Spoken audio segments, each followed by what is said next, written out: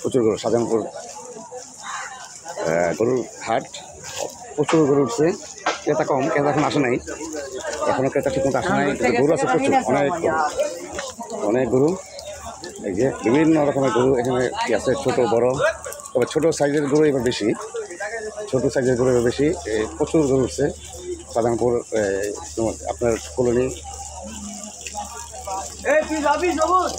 অনেক গরু, প্রচুর গরু, কিন্তু ক্রেতা নাই অবস্থা।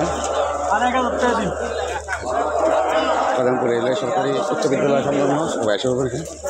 আমি যখন এই যে এই বড় করে কিটা বলবে না, উনি বলুক দিন যে এই বড় করে